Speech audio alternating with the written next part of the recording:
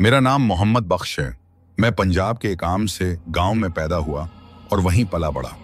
मेरे ताया की बेटी सलमा बचपन से मेरे दिल के बहुत करीब थी। वो सांवली नहीं थी बल्कि दूध जैसे रंग और लंबे सियाह बालों वाली लड़की थी। उसकी आंखों में एक ऐसी मासूमियत थी जो इंसान को देखते ही बेचैन कर देती थी। हम दोनों बचपन में एक दूसरे के साथ खेलते रहे। लड़ाइयां भी हुई, झगड़े भी हुए, लेकिन वक्त के साथ साथ वो लड़ाइयां मोहब्बत में बदल गईं। हमारे घर वालों को भी कोई एतराज नहीं था, बल्कि जब हमारी मंगनी हुई तो पूरे खानदान ने दुआएं दी कि बचपन के ये साथी अब जिंदगी के भी साथी बन जाएंगे। हमारी शादी हुई तो हम बेहद खुश थे। हर दिन त्योहार की तरह गुजरता था। हम दोनों बस एक दूसरे के लिए ही जीते थे। लेकिन फिर वो वक्त आया जब शादी को 3 साल हो गए और औलाद का नामो निशान तक न था।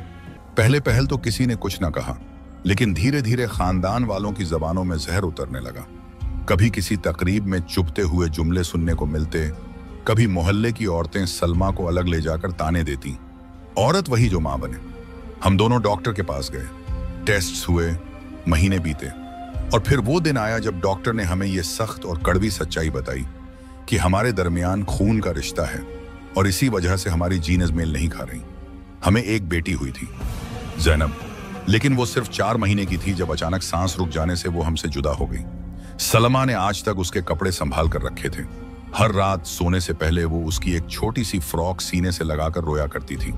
डॉक्टर ने साफ कहा था कि अगर हम साथ रहे तो कभी भी औलाद नहीं हो सकती। अगर औलाद चाहिए तो किसी और से शादी करनी होगी। लेकिन यह हमारे लिए मुमकिन ही नहीं था, क्योंकि हमारी मोहब्बत किसी आम चाहत जैसी नहीं थी। हमने बचपन से एक दूसरे को चाहा था और कसम खाई थी कि चाहे जो हो जाए, हम सिर्फ एक दूसरे के साथ ही रहेंगे। औलाद हो या ना हो, हमें एक दूसरे की मोहब्बत ही काफी है। लेकिन जितना मैं खुद को संभाल गया, सलमा उतना ना कर पाई। उसका दिल मां बनने की ख्वाहिश में हर रोज तड़पता।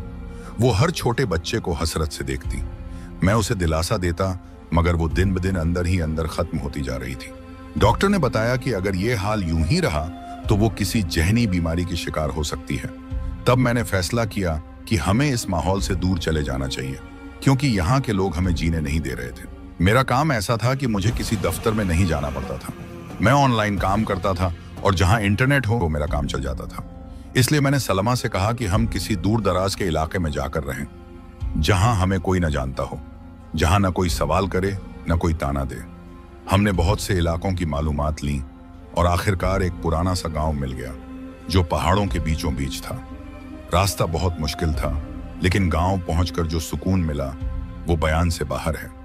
वहां के लोग सीधे सादे थे और हमारे बारे में कोई कुछ नहीं जानता था। हमने एक पुराना सा मकान किराए पर ले लिया जो काफी बड़ा था। अंदर लकड़ी के फर्नीचर के कुछ पुराने टुकड़े मौजूद थे। किचन में कुछ बर्तन भी रखे हुए थे और सबसे खास बात यह थी कि उस घर के पीछे एक घना सा बाग भी था, जिसमें आम और शहतूत के दरख्त थे और कुछ नामालूम पेड़ भी, जिनकी छांव बहुत घनी थी। सलमा को वहां आकर थोड़ा सुकून मिला, लेकिन उदासी अब भी उसके चेहरे पर थी। वो अक्सर बाग में जाकर देर तक बैठी रहती, कभी जमीन पर उंगली से लकीरें खींचती, कभी आसमान को तकती रहती। मैं उसके लिए अच्छे अच्छे खाने बनाता, बाजार से उसके पसंदीदा फल लाकर देता, मगर वो मुस्कान जो मैं बचपन में उसके चेहरे पर देखा करता था, अब कभी वापस नहीं आई। मैंने उसके चेहरे पर वो खुशी देखी जो बरसों बाद लौटी थी। एक मां जैसी मोहब्बत उसकी आंखों में साफ झलक रही थी, और वो बच्चा भी जैसे उसकी गोद में सुकून से यूं सो रहा हो जैसे उसी की कोख से आया हो।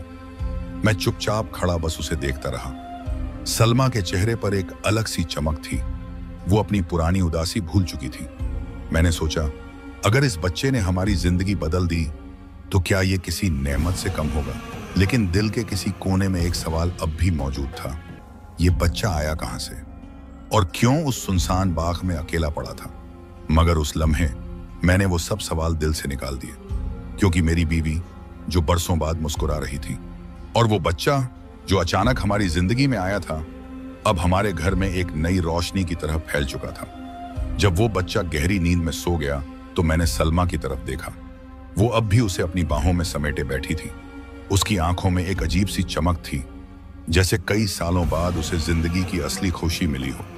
मैंने आहिस्ता से कहा, देखो, बात सुनो, हो सकता है ये बच्चा किसी का हो जो इसे यहाँ छोड़ गया हो, और अगर वो लोग वापस आ गए तो हम क्या करेंगे? हमें तो चाहिए कि फौरन पुलिस को इत्तला दें ताकि वो इसके असल माँ बाप को तलाश कर सकें। सलमा की नजरें अचानक बदल गईं। वो मुझे घूर कर देखने लगी, जैसे मैंने उसके दिल पर चाकू चला दिया हो। वो बोली, बिल्कुल नहीं, पुलिस को बताएंगे तो वो इसे हमसे लेकर किसी इदारे को दे देंगे और वहां जाकर इसका क्या होगा? ये किसी यतीम खाने में पड़ा रहेगा। ना प्यार मिलेगा, ना किसी का लम्स। हमें क्या पता वो माँ बाप लौटेंगे भी या नहीं। तब तक हम पाल लें तो क्या गलत है? हमें यह मौका क्यों छोड़ना चाहिए? मुझे तो नहीं लगता कि वो लोग लौटेंगे। फिर उसने मेरे हाथ थाम लिए और कहा, आओ तुम्हें दिखाती हूं कि मुझे ये बच्चा कहां मिला था। उसकी आंखों में ऐसी जिद थी कि मैं इनकार न कर सका। हम दोनों आहिस्ता आहिस्ता घर के पिछले बाग की तरफ चले गए। वो बाग दिन के वक्त भी सुनसान और खामोश रहता था। यहाँ आकर कौदमों की आहट भी सुनाई देती थी। दरख्त इतने घने थे कि सूरज की रोशनी भी जमीन तक पूरी तरह नहीं पहुंचती थी। जब हम बाग के बीचों बीच पहुंचे तो सलमा ने एक तरफ इशारा किया।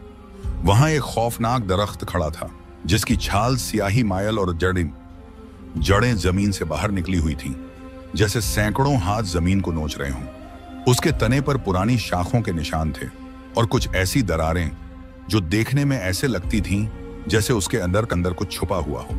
सलमा बोली, यही वो जगह है जहां मुझे बच्चे के रोने की आवाज आई थी। और जब मैं इस दरख्त के पास पहुंची तो वो बच्चा इसी की जड़ों के दरमियान पड़ा हुआ था। मैंने चारों तरफ देखा, कोई साया तक नहीं था। कोई रास्ता भी ऐसा नहीं था जो वहां तक आता हो। ना कोई खिड़की, ना कोई दरवाजा, ना ही किसी के कदमों के निशान। सलमा की बात दुरुस्त लग रही थी। वाकई ये जगह ऐसी न थी जहां कोई आम इंसान बच्चा रखकर जा सके। मेरे दिल में एक अंदेशा सा उठा। शायद किसी ने जानबूझकर यह बच्चा छोड़ दिया हो या किसी को इसकी जरूरत ना रही हो और अल्लाह ने हमें नवाज दिया हो। मैंने दिल को तसल्ली दी और सोचा कि हम इसे पालेंगे और इसका हक अदा करेंगे। मगर जैसा कहा जाता है, अगर एक खुशी आती है तो उसके साथ एक आजमाइश भी जरूर आती है। अगले ही दिन मेरे ऑनलाइन ऑफिस की तरफ से एक ईमेल आई जिसमें लिखा था कि कंपनी बंद हो चुकी है और तमाम प्रोजेक्ट्स रोक दिए गए हैं। मेरे पांवों तले जमीन निकल गई। हम एक अजनबी जगह पर रह रहे थे जहां कोई नौकरी नहीं थी और वापस शहर जाना भी अब आसान न था, क्योंकि अब हम तन्हा नहीं थे, हमारे साथ एक नन्हा वजूद भी था। और अगर हम अचानक लौट जाते तो हमारे रिश्तेदार हम पर इल्जाम लगा सकते थे कि ये बच्चा कहां से आया, कैसे मिला, किसका है। मैं बहुत ज्यादा परेशान हो गया, दिल बोझिल हो गया। रात भर नींद न आई। सलमा बच्चे को संभालती रही। वो हर 2-3 घंटे में जागता और रोने लगता। वो उसे दूध देती, कपड़ा बदलती और फिर थपकियां देकर सुलाती रही। 3 दिन से यही सिलसिला चल रहा था और सलमा थकी हुई भी नजर आ रही थी। सुबह हुई तो बच्चा फिर रोने लगा। सलमा बोली, जरा इसे थोड़ी देर उठा लो, मैं नाश्ता बना लाती हूँ। तुम इसे कमरे में लेकर चलो, शायद चलते फिरते चुप हो जाए। मैंने बच्चे को उठाया। वो रो रहा था मगर मेरी बाहों में आकर थोड़ा पसकून हुआ, जैसे वो मुझे पहचानता हो। मैंने हल्के हल्के कदमों से कमरे में चक्कर लगाना शुरू किया, मगर अचानक मेरी नजर उस जगह पर पड़ी जहां बच्चे को सुलाया जाता था। मैं झुककर देखा और मेरी आंखें फटी की फटी रह गईं। तकिए के नीचे एक सिक्का पड़ा हुआ था, मगर यह आम सिक्का नहीं था, यह सोने जैसा लग रहा था और इसकी चमक आंखों को खैरा कर रही थी। मैंने जल्दी से बच्चे को वापस बिस्तर पर रखा और सलमा को जोर से पुकारा। वो दौड़ती हुई आई और परेशान होकर बोली, क्या हुआ? बच्चा ठीक है? बच्चा तो ठीक है, लेकिन जरा यहां देखो। सलमा ने नजरें नीचे की और वो भी हैरत से चुप हो गई। सिक्का हाथ में उठाया तो उसका वजन भी खासा था। वो किसी पुराने वक्त का सिक्का लग रहा था, जैसे किसी खजाने का टुकड़ा। हम दोनों की नजरें मिली और हम समझ ना पाए कि यह कैसे मुमकिन है। हमने सिक्का और गौर से देखा तो उस पर कोई नक्श या तहरीर मौजूद नहीं थी। बिल्कुल हमवार सतह थी, जैसे किसी कारीगर ने हाथ से बनाया हो। मैंने कहा, मैं इसे शहर के सुनार को दिखाता हूं, वो बता सकेगा कि यह असली है या नकल। मैंने सिक्का जेब में रखा और करीबी शहर की तरफ रवाना हो गया। जब मैं सुनार के पास पहुंचा तो उसने सिक्का देखते ही आंखें चौड़ी कर ली। कहने लगा, इतना खालिस सोना आजकल तो कहीं नहीं मिलता, हर जगह कुछ ना कुछ मिलावट होती है। मैंने उससे झूठ कहा, यह दादी के जमाने के कुछ पुराने सिक्के थे, जो पुराने संदूक से निकले हैं। वो फौरन सिक्का खरीदने को तैयार हो गया। क्योंकि वो 1 तोले से ज्यादा का था, इसलिए उसने मुझे 7.5 लाख रुपए दे दिए। मैं हैरान था कि एक सिक्का इतनी कीमत का हो सकता है। मैंने वो पैसे संभाले और फौरन बाजार से बच्चे के लिए दूध, पैम्पर, कपड़े, झूला, खिलौने और एक नन्हा सा बिस्तर खरीदा। घर पहुंचा तो सलमा ने दरवाजा खोलते ही मेरे हाथों में सामान देखा तो उसकी आंखों में खुशी तैरने लगी। मैंने उसे सब कुछ बताया और कहा कि वो सिक्का असली सोना था। हम दोनों खुशी से गले लगे और नाचने लगे, जैसे बरसों की दुआएं कबूल हो गई हों। हमने कमरे का एक हिस्सा मोहम्मद वली के लिए मखसूस कर दिया। हमने यही नाम रखा क्योंकि हमें उसके असली नाम का कुछ पता नहीं था। मोहम्मद इसलिए कि वो हमारे दिल के बहुत करीब आ गया था, इसलिए कि वो वाकई किसी रूहानी वजह से हमारी जिंदगी में आया था। हम दोनों की जिंदगी में अब एक नया रंग भर चुका था। हर चीज बेहतर लगने लगी थी और हमने फैसला कर लिया था कि जो भी हो, हम इस बच्चे को कभी तन्हा नहीं छोड़ेंगे। हमने ये भी तय कर लिया था कि हम इस गांव में सिर्फ 1 साल रहेंगे और फिर शहर वापस चले जाएंगे।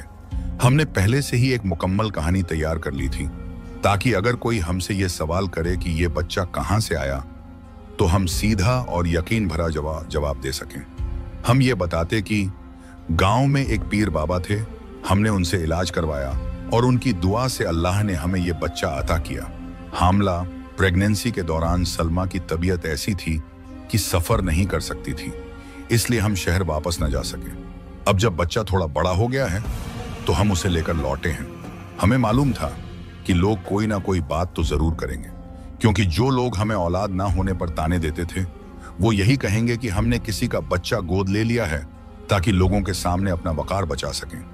हमें यह सब पहले से मालूम था, इसलिए हमने सोच समझकर यह कहानी बनाई थी ताकि सब कुछ कहुदरती लगे और कोई शक ना करे। रात का वक्त था, अंधेरा पूरी तरह छा चुका था। घर की खिड़की से बाहर ठंडी हवाएं चल रही थीं। मैं कमरे में बैठा अखबार पढ़ रहा था कि मेरी नजर खिड़की की तरफ गई। सलमा खिड़की के पास खड़ी थी और बाहर देख रही थी। वो मंजर मुझे अजीब सा लगा, क्योंकि पहले जब वो परेशान होती थी तब भी इसी तरह खिड़की के पास खड़ी होकर बाहर देखती रहती थी, लेकिन अब तो वो बहुत खुश रहने लगी थी मोहम्मद वली की वजह से। उसके चेहरे पर अब वो पुरानी उदासी नहीं रही थी। मैंने हल्की आवाज में कहा, क्या बात है सलमा, अब क्या हुआ, अब क्यों खड़ी हो यहां पर? लेकिन उसने कोई जवाब न दिया। उसका दुपट्टा हवा में लहरा रहा था, बाल भी हवा की शिद्दत से उसके चेहरे पर बिखर रहे थे, मगर वो बिल्कुल साकित खड़ी थी, जैसे किसी गहरी सोच में गुम हो। मैंने फिर आवाज दी, सुनो तो सही, क्या सोच रही हो? मगर कोई जवाब ना आया। मैं थोड़ा सा घबरा गया और उसकी तरफ बढ़ने लगा।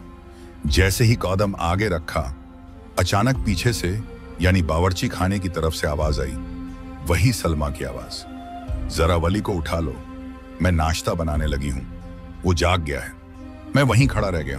मेरी सांसें रुक गईं, क्योंकि मेरी आंखों के सामने तो सलमा खड़ी थी, बिल्कुल वैसे ही जैसे हमेशा खड़ी होती है, मगर आवाज बावर्ची खाने से आ रही थी। अगर वो वजूद जो मेरी आंखों के सामने था, अगर वो पलटकर मेरी तरफ देख लेता तो शायद मेरी जान वहीं निकल जाती, लेकिन ऐसा कुछ न हुआ। वो वजूद पल झपकते ही गायब हो गया, जैसे हवा में घुल गया हो। मैं वहीं साकित खड़ा रह गया।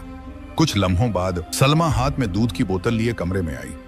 उसने मेरी हालत देखी तो घबरा गई, कहने लगी, क्या हुआ, तुम ऐसे क्यों खड़े हो, तबीयत तो ठीक है?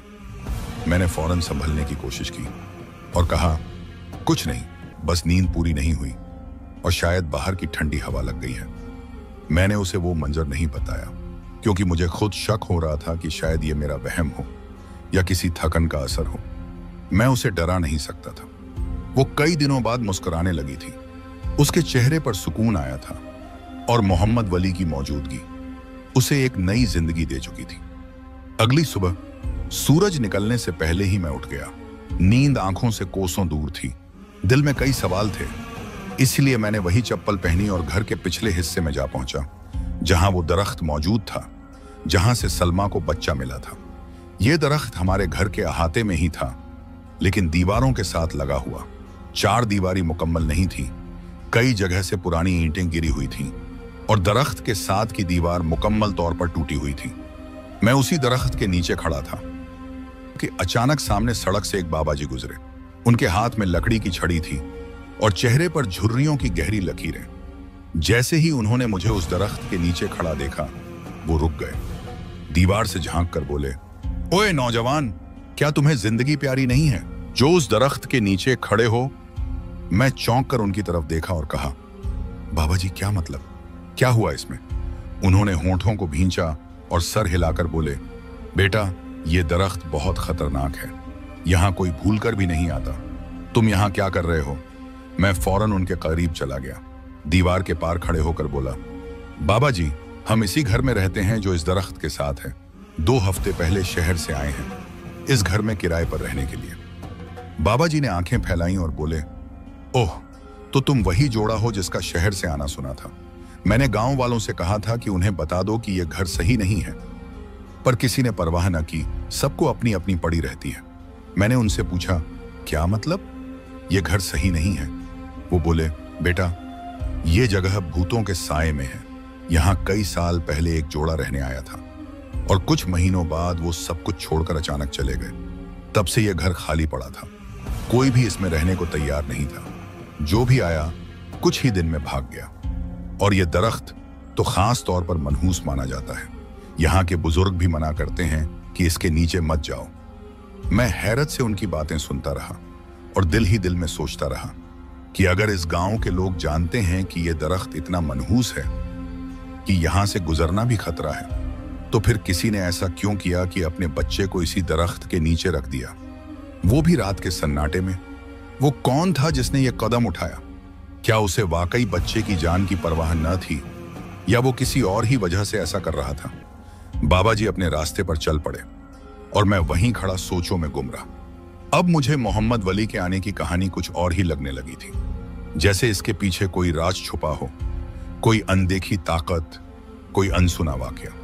मैं वहीं दरख्त के नीचे खामोश खड़ा आसमान की तरफ देखता रहा और मेरे अंदर एक अजीब सा खौफ उतरता चला गया। हर तीसरे दिन सुबह जब मैं बिस्तर से उठता तो मेरे दिल में एक अनोखा सा एहसास होता, जैसे कुछ गैर मामूली होने वाला है। और वाकई ऐसा ही होता था, क्योंकि हर तीसरे दिन हमें सोने का एक नया सिक्का मिलता था। कभी वो बच्चा जिसका नाम हमने मोहम्मद वली रखा था उसके तकिए के नीचे से निकलता, कभी उसकी गोद में पड़ा होता, कभी वो खेलते खेलते उसे हाथ में ले लेता और कभी हमारे बेड के कोने में मिल जाता जहां वो अक्सर खेलने आता था। शुरू में हमें ये एक इत्तेफाक लगा, फिर लगा कि शायद ये किसी इलाही राज का हिस्सा है, लेकिन जल्दी ही हमने महसूस कर लिया कि ये एक सिलसिला है जो हर तीसरे दिन दोहराया जा रहा है। मैंने शुरू में 2 सिक्के एक ही सुनार के पास बेचे, लेकिन जब उसने तीसरी बार सिक्का देखा तो उसके चेहरे पर सवालिया तासुरात आ गए। उसकी नजरों में लालच भी था और शक भी। मुझे वो लम्हा अब तक याद है जब उसने कहा, भाई साहब ये कहां से ला रहे हो? आजकल तो कोई इतना खालिस सोना देता ही नहीं है। तभी मैंने फैसला कर लिया कि अब एक ही चेहरे और एक ही अंदाज में ये काम नहीं होगा। मैंने अपनी अक्ल इस्तेमाल की और हर बार नई तदबीर अपनाई। कभी मैं खुद जाता और कभी सलमा को भेजता।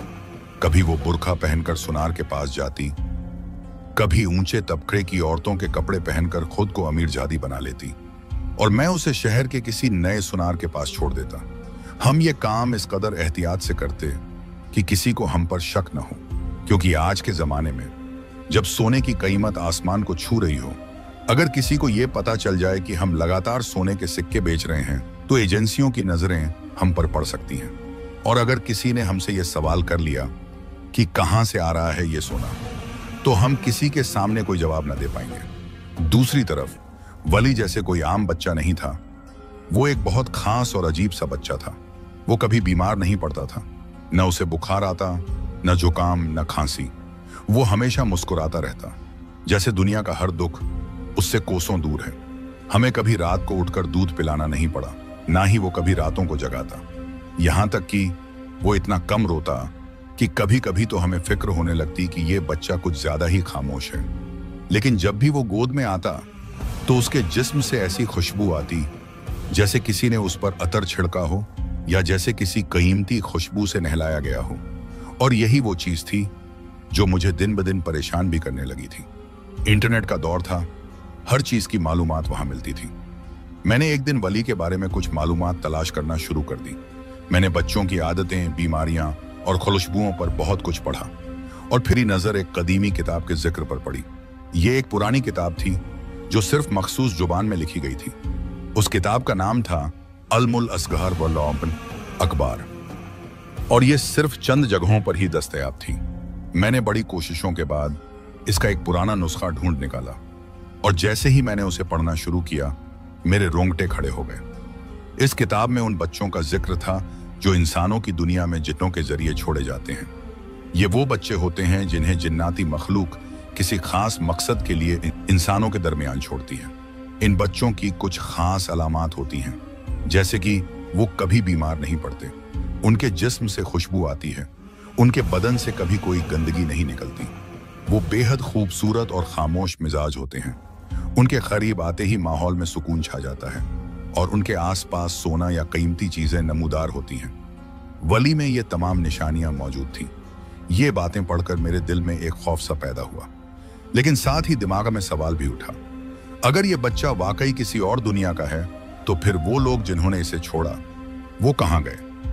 क्या उन्हें नहीं पता कि उनका बच्चा हमारे पास है, या वो सब कुछ जानते हैं और बस हमें आजमाइश में डाल रहे हैं? लेकिन ये वो बातें थीं जो मैं अपनी बीवी से नहीं कह सकता था, क्योंकि वो अब खुश रहने लगी थी।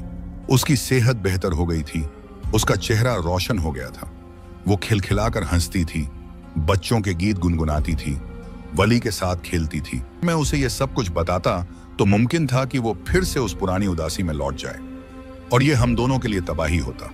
हम खुश थे कि हमें सोने के सिक्के मिलते थे, वो भी इतने खालिस कि हर सिक्का लाखों का होता था, कभी 3.5 लाख, कभी 5.5 लाख। एक बार तो ऐसा सिक्का मिला जो 8.5 लाख में बिका, क्योंकि उसका वजन बाकी सिक्कों से दुगना था।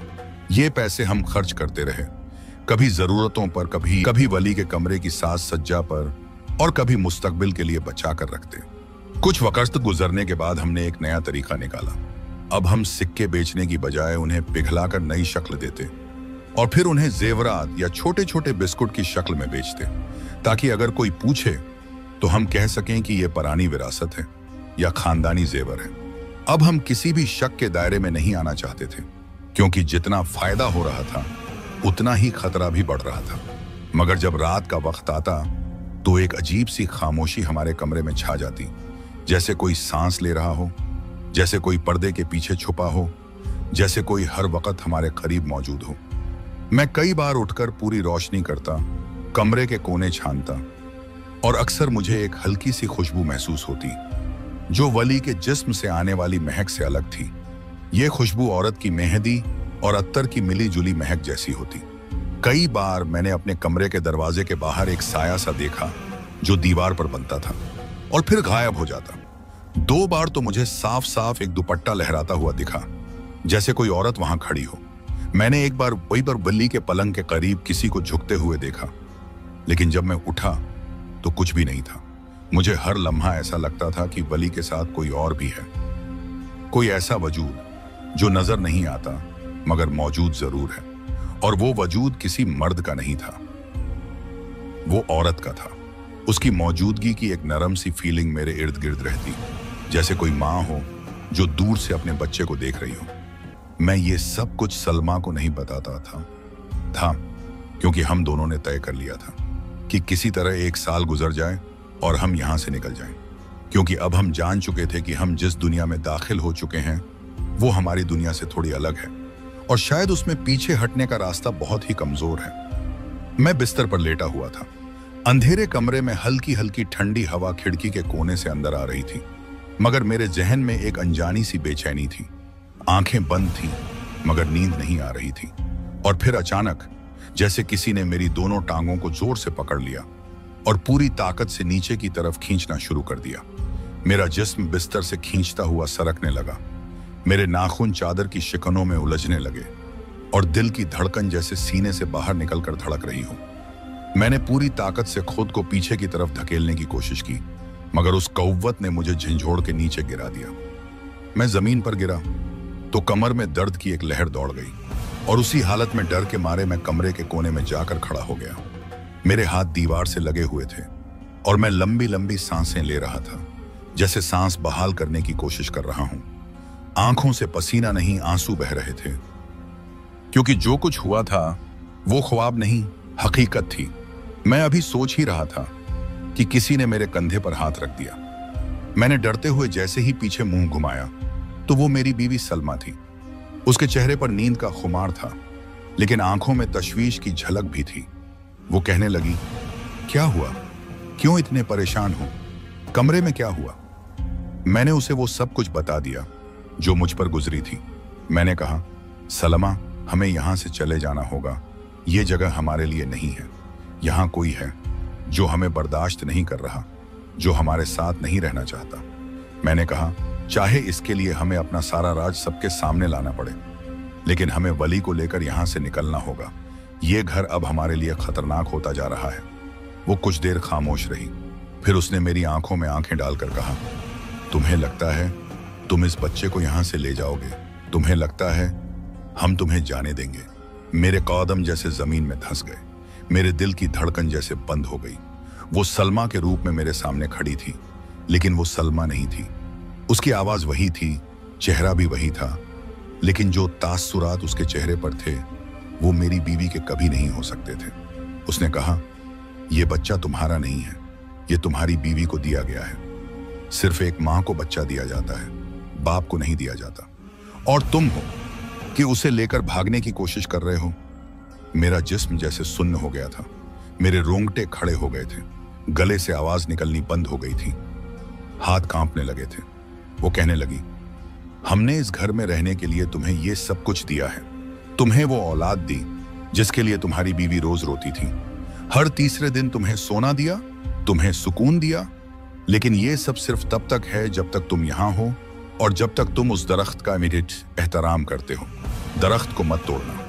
वहां हमारे बच्चे रहते हैं, वहां हमारी बस्तियां हैं।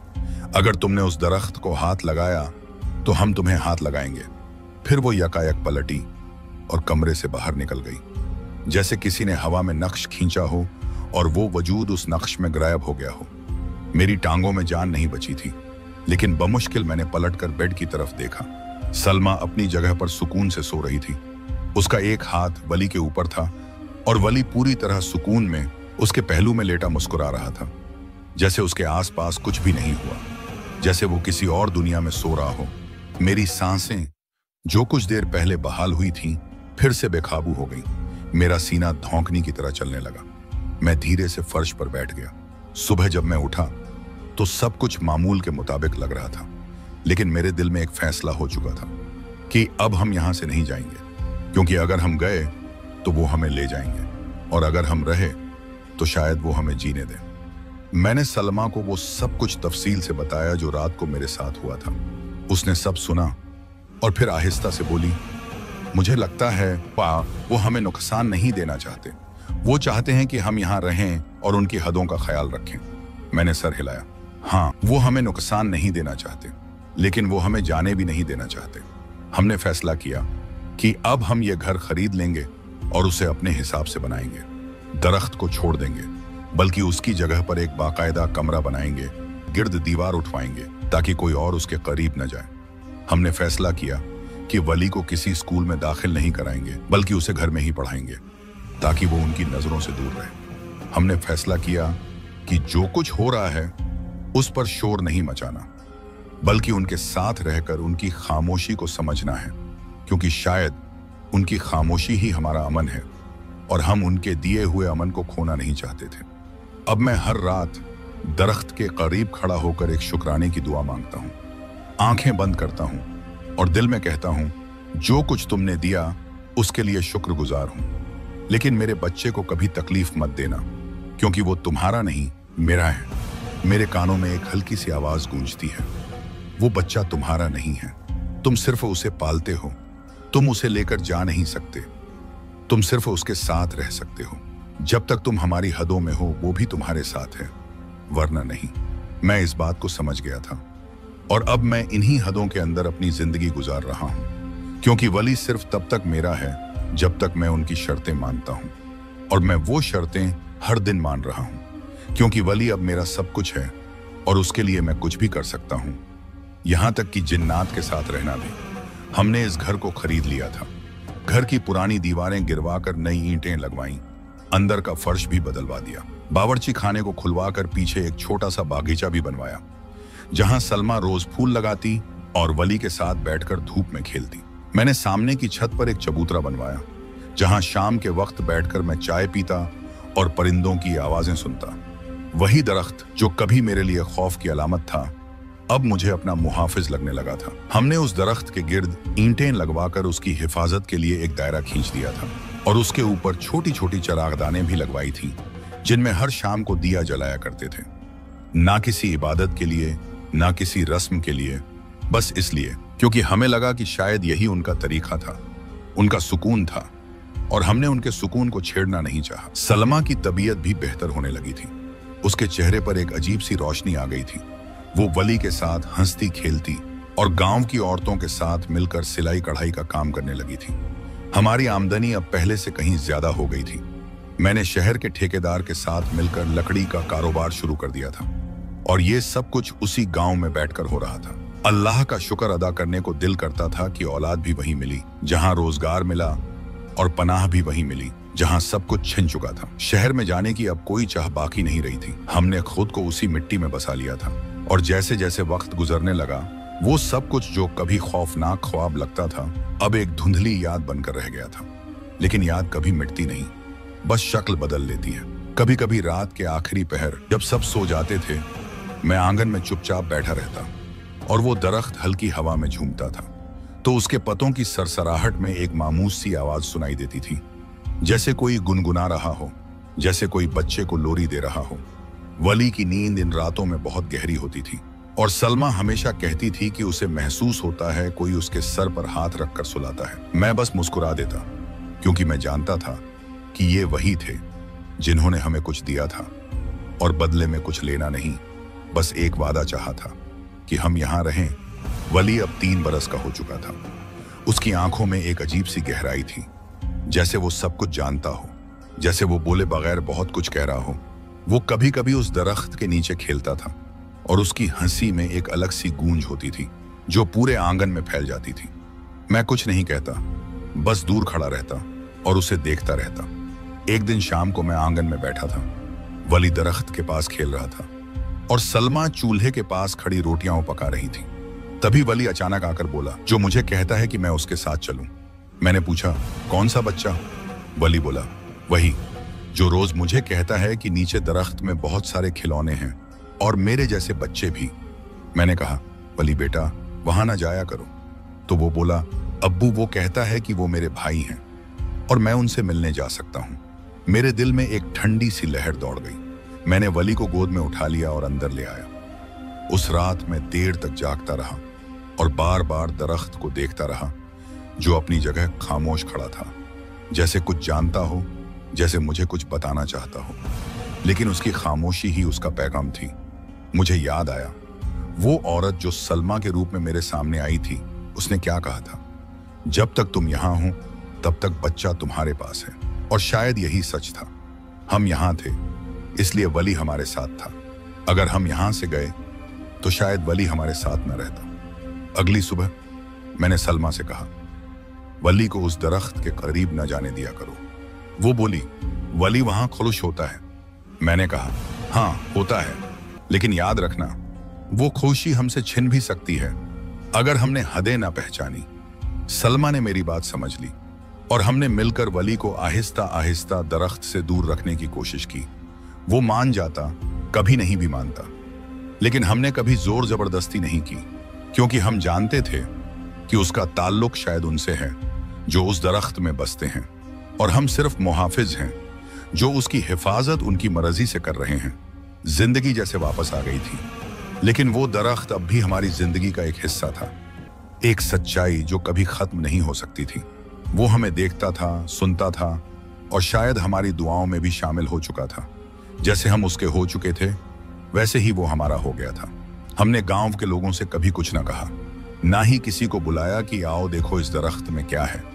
हमने बस उसे ज्यों का त्यों रहने दिया, क्योंकि हमें मालूम था कि जो दिखता है वही सब कुछ नहीं होता, और जो दिखाई नहीं देता वही सब कुछ बन जाता है।